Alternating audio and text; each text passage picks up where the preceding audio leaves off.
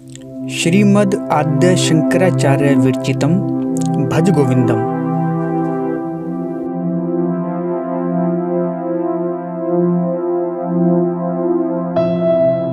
हे मोह से ग्रसित बुद्धि वाले मित्र, गोविंद को भजो, गोविंद का नाम लो, गोविंद से प्रेम करो, क्योंकि मृत्यु के समय व्याकरण के नियम याद रखने से आपकी रक्षा नहीं हो सकती है।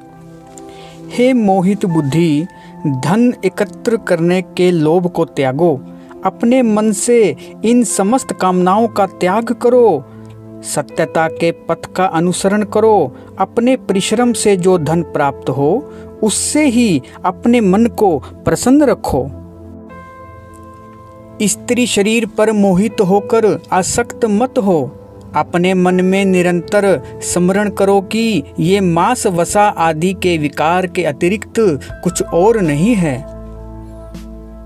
जीवन कमल पत्र पर पड़ी हुई पानी की बूंदों के समान अनिश्चित एवं अल्प है।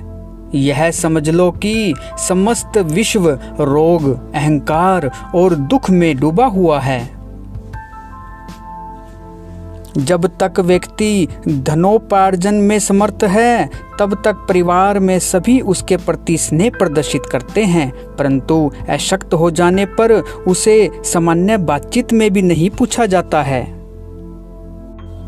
जब तक शरीर में प्राण रहते हैं तब तक ही लोग कुशल पूछते हैं। शरीर से प्राणवायु के निकलते ही पत्नी भी उस शरीर से डरती है।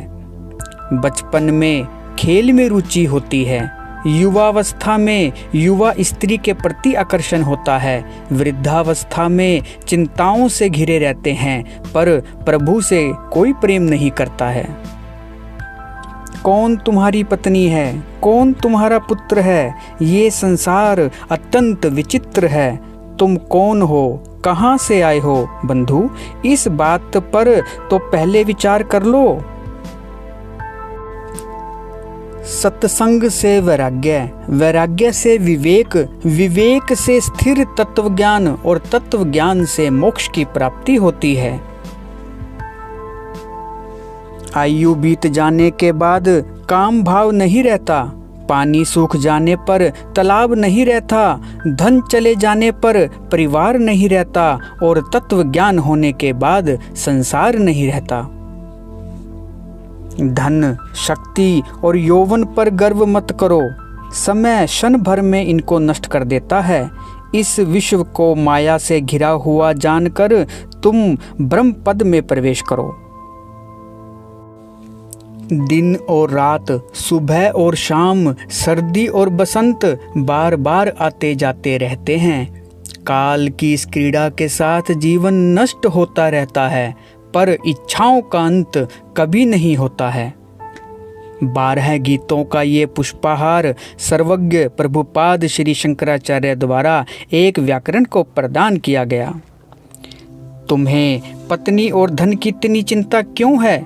क्या उनका कोई नियंत्रक नहीं है? तीनों लोकों में केवल सज्जनों का साथ ही इस भवसागर से पार जाने की नौका है। बड़ी जटाएं, केश रहित सिर, बिखरे बाल, भगवा वस्त्र और भांति भांति के वेश, ये सब अपना पेट भरने के लिए ही धारण किए जाते हैं। अरे मोहित मनुष्य, तुम इसको देख कर भी क्यों नहीं देख पाते हो? क्षीण अंगों, पके हुए बालों, दांतों से रहित मुख और हाथ में दंड लेकर चलने वाला वृद्ध भी आशापाश से बंधा रहता है।